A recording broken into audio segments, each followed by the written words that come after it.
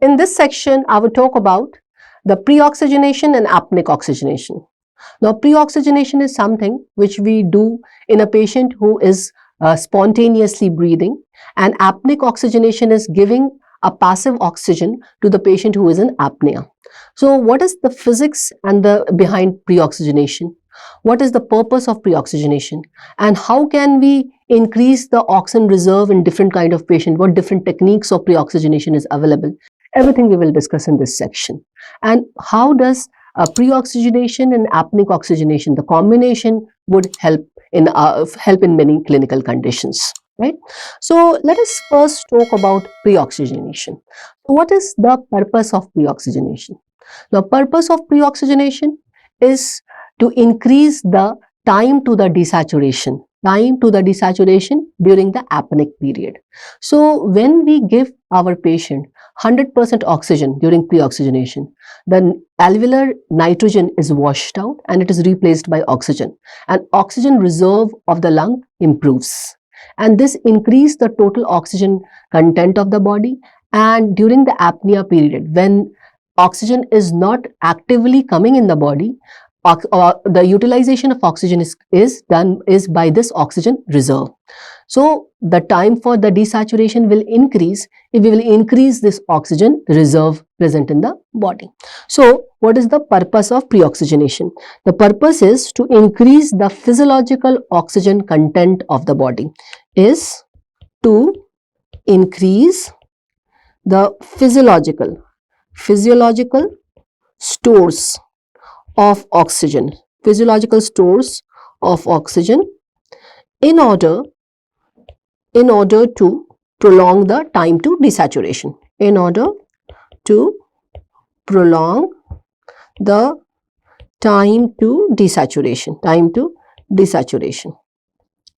during period of apnea, when the patient is not actively taking the oxygen, right? Okay, as I said, in this we give 100% oxygen to remove whatever nitrogen is present in the lung. So sometimes preoxygenation is also called denitrogenation.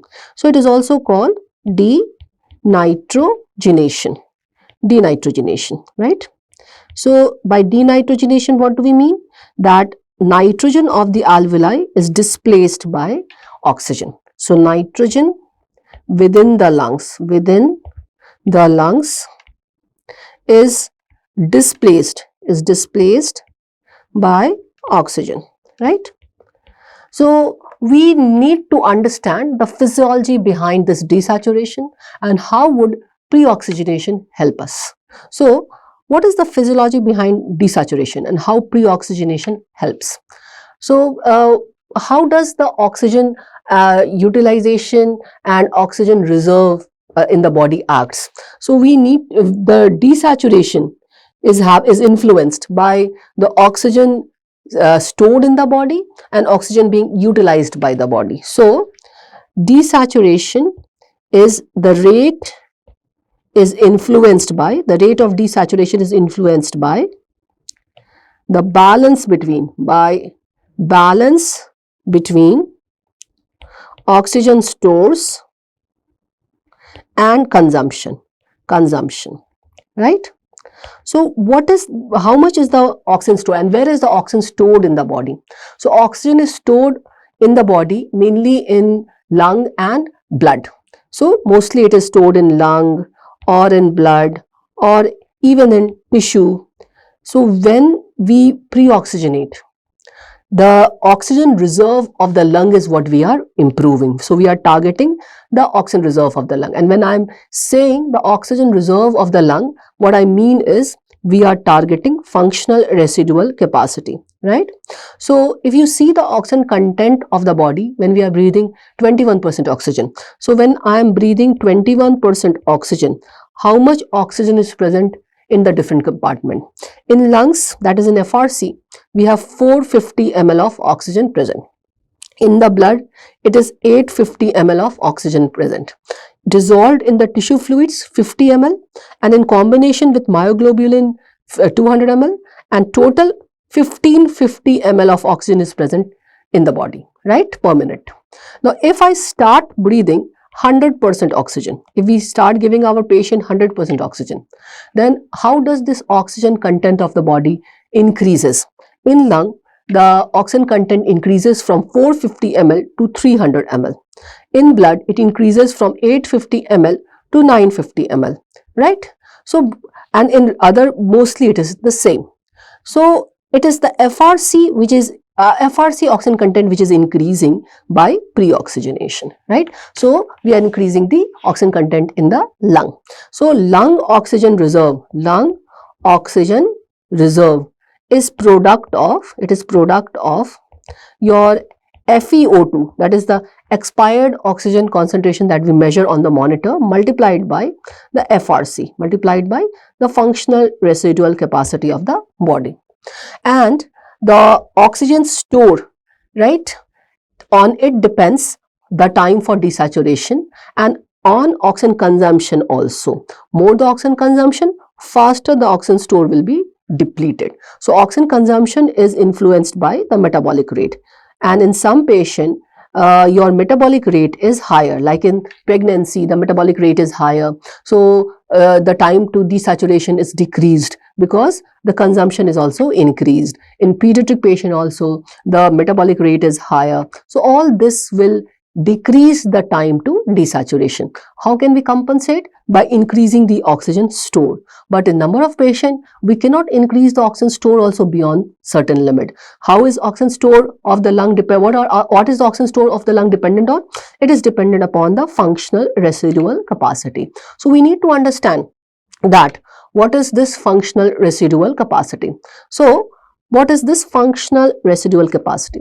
Now, before talking about this functional residual capacity, I just want to talk one more thing, that the time of preoxygenation, more is the time of preoxygenation, more would be the increase in the oxygen reserve. So there should be a minimum time for preoxygenation. So if I am preoxygenating someone for 180 seconds, the oxygen content of the lung would be maximally increased, right? It will be maximally increased. If we are preoxygenating for a short time period, we will not get that margin of safety. Time to desaturation would not much increase. So the relevance of preoxygenation is when you are giving 100% oxygen by a tight fitting mask, not causing the oxygen to get diluted by dilution of the room air, by mixing of the room air, and the time of oxygenation what you are doing, preoxygenation what you are doing to the patient. So technique is also important and the time is also important. And how do we have calculated that this should be the time, 3 minutes or 2.5 minutes? I will discuss. Okay, so let us first talk about functional residual capacity. So what is functional residual capacity? It is volume of gas remaining in the lungs after a normal tidal volume breathing, that is after a normal exhalation, and it represents the balance of the chest, outward chest expansion and inward alveolar collapse. It keeps the alveoli open. So in patients in whom FRC is reduced, what happens? The closing capacity is increased and the alveolar collapse also happen. And when FRC is reduced, the volume of air present in the lung after exhalation is also reduced. So oxygen reserve is also reduced. So in two ways, a decreased FRC is affecting the patients, right? So what is FRC? It is volume of gas remaining, in the lungs at the end of expiration, at the end of a normal tidal expiration, and it reflects the balance between the tendency of the outward movement of the chest wall and inward recoil of the lung. So it reflects the balance between the chest wall expansion outward, and lung collapse inward. And what is the normal FRC in a normal individual? So in let's say in a normal individual, the FRC is calculated 30 ml per kg body weight. So it is The normal value is 30 ml per kg body weight. So for a 70 kg individual, it has to be 2100 ml. And this normal value is decreased. So this FRC is decreased in number of clinical condition. It is decreased in obese patient. It is decreased in pregnancy. It is decreased with anesthesia, and also it is decreased if the patient is having lung disease, right? So the oxygen reserve is decreased in all these conditions. And not only the decreased FRC will decrease the oxygen reserve, it will also cause atelectasis, right? So a decreased FRC would further cause atelectasis. Okay, so it will further cause atelectasis also. Okay, so now let us discuss that why in certain patient the risk of desaturation is more. As already discussed, that FRC is reduced in these patients. So when FRC is reduced, the volume in which the oxygen will remain is also reduced. So the risk of desaturation is higher in certain patients because of decreased FRC and because of increased oxygen consumption. Okay. Now let us talk about that. Why did I emphasize that minimum time of preoxygenation is very important? There should be a certain time for preoxygenation. Preoxygenation should not be done in hurry, that okay, I have given 100% oxygen for 1 minute and it is done. No, there should be a minimum time for preoxygenation, and how it is decided. So how to decide the preoxygenation time? To decide the preoxygenation time, we need to understand the nitrogen washout time. So the rate of nitrogen washout,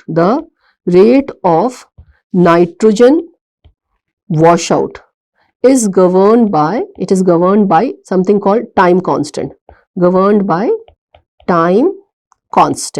And what is this time constant dependent on? Now time constant is dependent upon FRC directly, and it is inversely dependent upon the alveolar ventilation. So time constant is proportional to FRC by your alveolar ventilation. So efficiency of preoxygenation is dependent upon this time constant. A lower time constant can insufficient time. If I do the preoxygenation, the purpose of preoxygenation will not be solved. So efficiency of preoxygenation is limited. Preoxygenation is limited by insufficient time devoted to efficiency of preoxygenation is limited if insufficient time is given. Right? So how do we decide it? The time. So we will see this nitrogen washout curve. Now nitrogen washout curve, the time constant which I was talking about, this time constant which is dependent on FRC and alveolar ventilation, right? Direct is proportional to FRC by alveolar ventilation. So time constant of an exponential process, it's an exponential curve, relates to the time taken for the value of exponential to fall to 37% of its previous value. So time taken by the nitrogen to decrease 37% of its previous value is one time constant, right? And to achieve, let's say, 98% fall of nitrogen in the alveoli, we need 4 time constant, right? For 98% to complete, 98% fallout to complete. So time constant relates to the ratio between the FRC and the alveolar ventilation. So if I calculate in a 70 kg patient, already I told you 2100 is the FRC, and let's say he is breathing at the rate of 12 breath, and let's say his the dead space is 2 ml per kg body weight. So his alveolar ventilation comes out to be 4200. So alveolar ventilation is the respiratory rate multiplied by your dead space ventilation, right? So it's 4200 ml per minute, 4200 ml per minute, and FRC is 2100 ml per minute. So the time constant would be your 2100 divided by 4200, which will come out to be 0.5. So in 0.5 minute, that is in 30 seconds, the nitrogen will fall 37% below its upper value, and we will need 0.5 into 4, that is minimum 2 minutes to achieve a 98% fallout in nitrogen, which is to be replaced by oxygen. And to increase the margin of safety, because always it is very difficult to achieve that tight mask fit and little bit dilution of the room air will happen, the margin of safety 3 minutes has been decided to be a minimum preoxygenation time to achieve an adequate oxygen reserve in the lungs, right? So a minimum 3 minutes has been decided. Now this, if I pre-oxygenate for 3 minutes, what would be the improvement in the oxygen reserve? To understand that, we need to understand first the normal oxygen reserve when we are breathing room air and when we are breathing 100%, right? What will the positive thing which will happen on the oxygen reserve?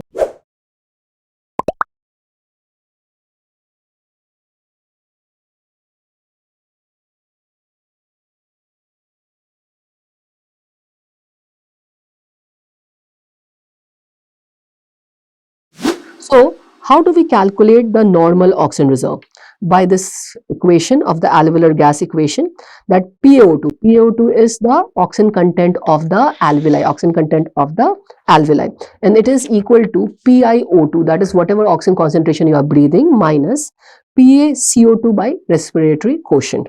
And when we are breathing 21% oxygen, it is 0.21 multiplied by 103.3 minus 6.7, right? 6.7 is it is the pressure of the water vapor, minus 5.3 divided by 0.8. 5.3 is the pressure of the in Pascal of PaCO2, and R is the respiratory quotient. So it comes out to be 13.2 kilopascal. So normal PaO2 is 13.2 kilopascal. This is the normal PaO2. So this is equivalent to, let's say 13.2, make it equivalent to 13. So this is equivalent to, this is 13% of your FRC. 13% of FRC is oxygen. The pressure of oxygen in the lung is PaO2. This is the pressure of oxygen in lung, right? So pressure of oxygen in lung is 13.2 kilopascal, right? So 13% of the FRC is your oxygen. So we calculate 2100 was, what was the volume of the FRC? 13 divided by your 100 into 2100 ml. So it comes out to be 273 ml of oxygen. So at a time in lung, when we are breathing room air, we have 273 ml of oxygen, right? Now per minute oxygen requirement is around about 250 ml. If we calculate the oxygen consumption, normal oxygen consumption. So normal oxygen consumption at rest is 3.5 ml per kg per minute, right? This is the 1 MET value we have so many times discussed. This comes out to be 250 ml per minute. And what did we calculate the oxygen reserve? We calculate the FRC oxygen reserve, which was 273 ml, right?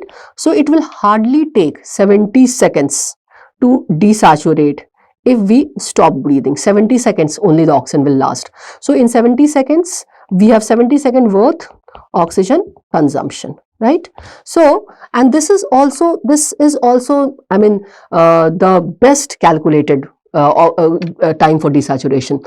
Now it is not necessary that all the alveolar oxygen will pass into the blood in a very smooth manner. There is always a gradient also. There is always a little gradient also, right? So 60 seconds, 70 seconds would be the worth oxygen present in the alveoli during the period of apnea. So how can we increase this? By pre-oxygenating. So if instead of this 0.21 which my patient is breathing at the room air, if I increase through pre-oxygenation, what do we do? Through preoxygenation. So through preoxygenation, we increase the oxygen reserve. So now if I give 100% oxygen, what would be the oxygen in the alveoli?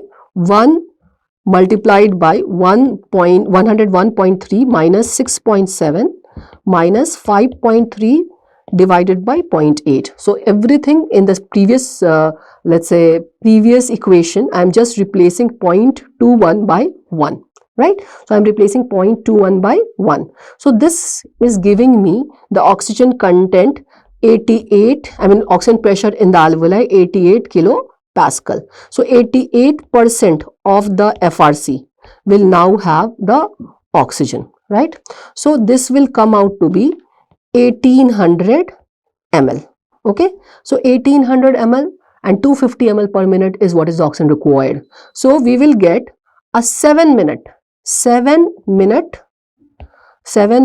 oxygen consumption. We will get a 7 minute oxygen consumption reserve, right? Okay. So what is the thing that we have to take care to make this oxygen reserve for 7-8 minutes? We have to take care that the end-tidal oxygen, the EtO₂, should be more than 90%. Then only the substantial oxygen reserve would increase to give us the benefit. So the thing that EtO₂, the end point of the preoxygenation, should be above 90%. Then only in alveolar, in the lung, 1500, more than 1500 ml of oxygen will be there, right? It is crucial to achieve this, because if you are not achieving this EtO₂ of 90%, then the whole purpose of preoxygenation will be defeated. So if you see this graph, time of until desaturation, if I am giving the oxygen concentration 1, right, the time to desaturation, the time ambient oxygen fraction 1, the time to desaturation is your more, it is 200 minutes, right? 200 minutes, the 50% desaturation. So we have to give the FiO₂ of 1. If we start decreasing the oxygen concentration which we are giving to our patient, we are letting the air dilution happening, then the time until desaturation will be further decreased. So we will not achieve that purpose of oxygenation. So remember this, that the preoxygenation, two things you have to do mandatorily. You have to give 100% oxygen, that is FiO₂ has to be 1. So tight mask fitting should be there, tight mask fitting, and it should be done minimum for 3 minutes to achieve what is the volume we need to achieve in the of oxygen into the alveoli. Okay. Now apart from this, there are a few more other things which FRC affects. Now FRC also affects the alveolar collapse, right? So decrease FRC will also increase the shunt.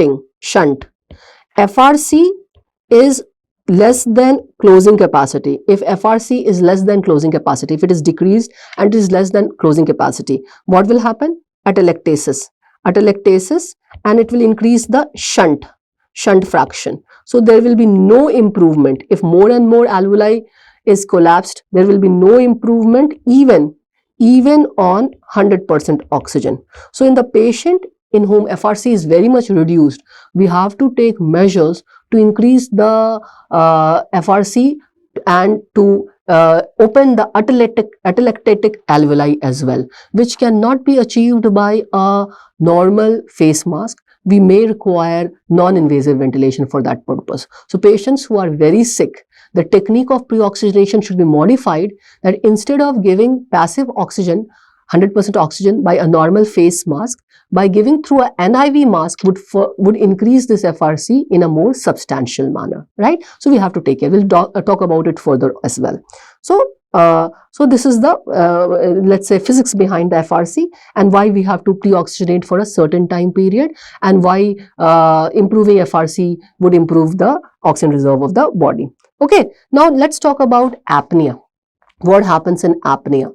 In apnea, whatever oxygen is in the lung, that only diffuses into the blood. So in apnea, oxygen from alveoli, right, that is oxygen is uptaken, and what is returned, right? Alveoli from oxygen from the alveoli is uptaken, and what is returned? And carbon dioxide is returned, right? Carbon dioxide is exchanged. So from alveoli, the oxygen is uptaken and carbon dioxide is returned. So what happened? There is a net loss normal. This happens during normal ventilation, right? So there is what happens, that oxygen is uptaken, but if proper ventilation is not happening, the CO2 is not coming in the alveoli. Okay, so there is a net loss of volume, net loss of volume, right? What happens during apnea period? The oxygen uptake is much higher than return of carbon dioxide. So there is a net loss of volume. So this net loss of volume causes a negative pressure in the alveoli. This negative pressure in the alveoli, where we all know the gas moves from the high pressure to low pressure. So if on the upper airway, there is a negative pressure in alveoli, if on the upper airway we create a 100% oxygen concentration, we create a higher pressure, then a passive movement of oxygen from the upper airway will come into the alveoli. Again, the desaturation time would increase, time to desaturation would increase. So if we increase upper airway oxygen concentration,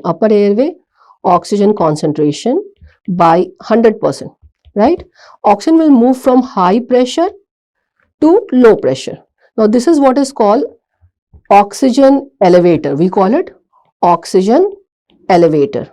Okay, so we have done a oxygen elevation by giving a passive oxygen on the upper airway. So this will cause the movement of oxygen from upper airway to the alveoli, and this will again prolong the time to desaturation, and this is the physics behind the apneic oxygenation. So this is the physics behind apneic oxygenation, right?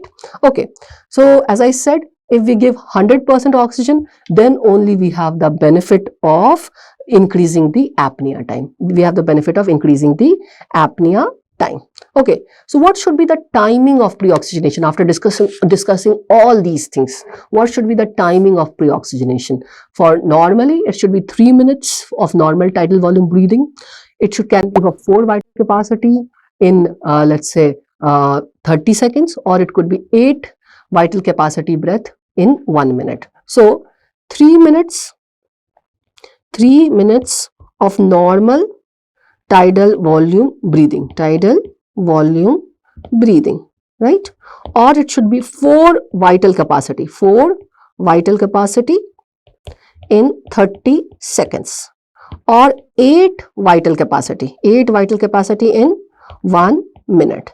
Now all this has been calculated. This all will increase the EtO₂ by more than 90%, 85 to 90%. But if we have the EtO₂ monitoring, if we have this EtO₂ monitoring, right, on the monitor, then these are of irrelevance. The timing is of irrelevance. What we need to see, the end point of oxygenation, the EtO₂ achieved more than 90%. Okay, so the EtO₂ achieved more than 90%, and this normally gets achieved in 3 minutes with a normal tidal volume breathing. Okay, so this timing we have to remember. Okay, now what other precaution we have to take during preoxygenation? Breathing circuit, what we are using. Now during preoxygenation, the fresh gas volume which we are giving should be more than the minute ventilation, right? So if I am using circle system for preoxygenation, the oxygen flow, the fresh gas flow should have more flow than the minute ventilation of the patient. So for a 70 kg patient, it should be round about 6 liter per minute. So during preoxygenation, we cannot go for a low flow. We have to go for at least 6 liter per minute. And if I am using Mapleson circuit, right? So if Mapleson circuit I am using, it should be 2 to 3 times the minute ventilation of the patient. So it comes out to be your 12 to 15 liter per minute if I'm using minute ventilation, Mapleson circuit. So you have to see what circuit you are using during pre-oxygenation. If you are using Mapleson circuit, keep the flow 15 liter per minute, flow meter to the highest. And if you are using circle system, 6 liter per minute would be good enough. Okay. So these precautions we have to take. Now let us talk about, I told you in some patient, the time to desaturation is very much decreased, right? They very fast desaturate, and repeatedly I told you, in obese patient, in pregnant, in old age, in pediatric patient, in septic patient, in sepsis. What is the reason? Now there are multiple reasons. These patients have multiple reasons, but most of the reasons are related to their decrease in FRC. So what happens in obese patient? In obese patient, the FRC is reduced. FRC is reduced. This leads to atelectasis, and tidal volume, they fall behind the within the closing capacity. So tidal volume fall within the closing capacity. So all this feature affects their efficiency of preoxygenation and time for desaturation as well. So efficiency of preoxygenation is also reduced because of the atelectasis and decreased FRC. See, when we were discussing the physics of FRC, one thing I tried to make you understand, that it depends upon the time constant, right? So FRC divided by the alveolar ventilation. If someone has a low FRC, right, low FRC, then faster preoxygenation will be achieved. The EtO₂ above 90% will be achieved faster. But they have a low FRC, the time to desaturation will not increase like normal population. Time to desaturation will also be decreased. So yes, they will achieve a EtO₂ of 90% quicker, but time to desaturation will not increase. It will be less only. Okay. So in obese patient, FRC is less, but atelectasis is there, right? The tidal volume fall within the closing capacity. All this decreases the efficiency of preoxygenation and also decreases the effectiveness of preoxygenation. So the time for desaturation also decreases. What happens in pregnancy? Again, the FRC is reduced because of the gravid uterus pushing the diaphragm. Atelectasis happens and increased oxygen consumption. They have a increased oxygen utilization. So again, the efficiency of preoxygenation decreases and time to desaturation also becomes faster, right? So efficiency also decreases, effectiveness of preoxygenation also decreases. Very young patient, they have a reduced FRC and increased oxygen consumption, but they don't have atelectasis. They are prone to atelectasis, but normal pediatric patients don't have atelectasis. So faster preoxygenation, right? They will not have the demerit of obese and the pregnant lady, that they will have atelectasis, right? They can develop atelectasis, but they don't have atelectasis from before. So faster preoxygenation, but again, time to desaturation for desaturation very much decreases. Older adult, reduced oxygen consumption is one benefit which is happening in them, and reduced lung function is the other problem. So again, the efficiency is decreased and time to desaturation is also decreased. So after older adults, what happens in critically ill patient? In critically ill patient, things vary. In some patients, there is increased oxygen consumption, as in sepsis. Patient may have anemia, acidemia, cardiopulmonary disease. All this decreases the oxygen reserve, and all this decreases the effectiveness of preoxygenation. So they have a slower preoxygenation, and in spite of preoxygenation, the oxygen reserve is not very much higher. Time to desaturation is faster.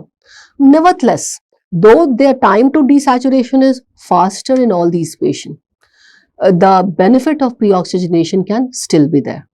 So we need to preoxygenate these patients particularly, and in technique of preoxygenation, little variation would give us a more benefit. So let us now discuss what exactly could be the multiple problems in obese patient. I already discussed that in obese patient, there is FRC is reduced, then your atelectasis is there, the metabolic rate may be higher in them as well.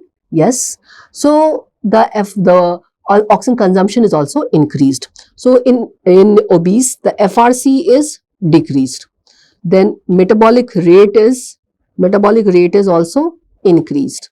FRC is decreased, so the risk of atelectasis is always there in them. All this causes faster desaturation during apnea. Now, not only this, apart from this, what are the other problems?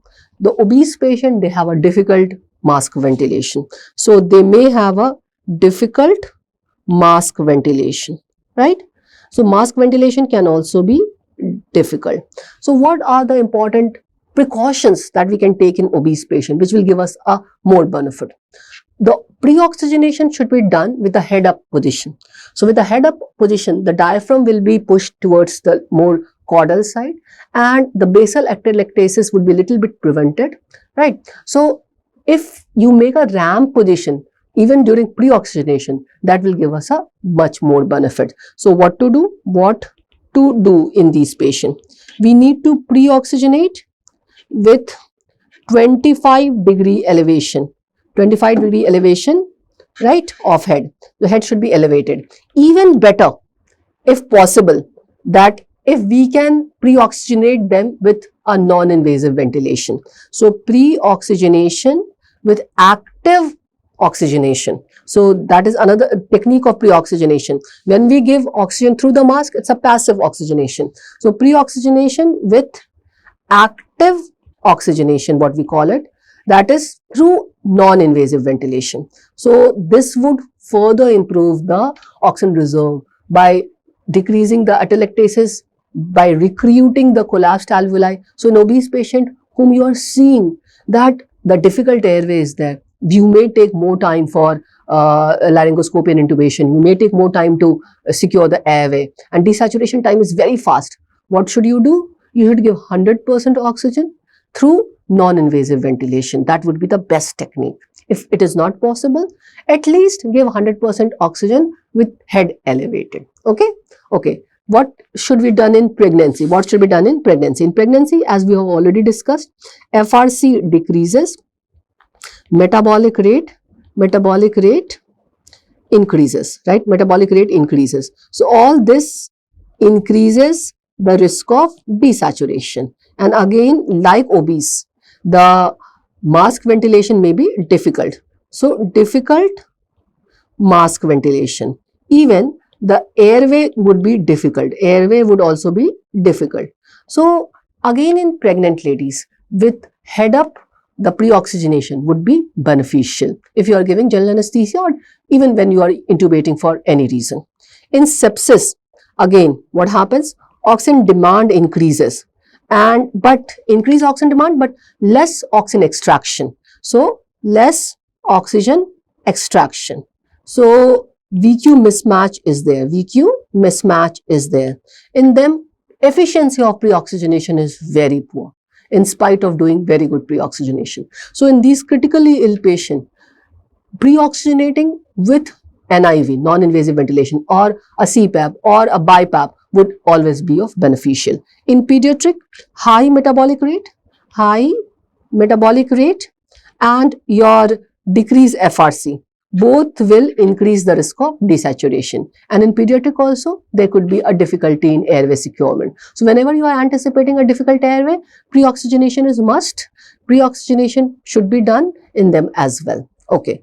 During extubation also, when intubation in some patients, if it was difficult, during extubation also, before removing the tube, preoxygenation with 100% oxygen will always be helpful. So 100% oxygen should be given, right? Okay. So what are the ways? What are the ways of preoxygenating? What are the techniques of preoxygenation? So we can preoxygenate by simple face mask, right? Putting a tight face mask, tight seal and 100% oxygen. That's called passive oxygenation. So oxygen can be administered. Oxygen can be administered by face mask, various type of face masks which I will talk about, and also by nasal cannula, the high flow nasal cannula HFNC or standard standard nasal cannula. Now, first, the most commonest way of preoxygenation is giving oxygen through a tight fitting face mask. So, tight fitting face mask with passive oxygen delivery, okay, with passive oxygen delivery. Okay, now what precaution did I tell you to take when we are doing this technique? Again, I am repeating, if you are using circle system, keep it more than 6 liter per minute of flow. And if you are using Mapleson system, keep the flow more than 15 liter per minute. This will prevent any rebreathing and will increase the efficiency of your preoxygenation. Now, whenever we are doing preoxygenation, circle system would give us the best result, followed by Mapleson, followed by if you are doing it through AMBU bag, the preoxygenation. So, best would be by circle system, then the Mapleson circuit, and then by AMBU, right? The rebreathing bag, the bag which we use, that is bag wall mask that we use. Okay. Then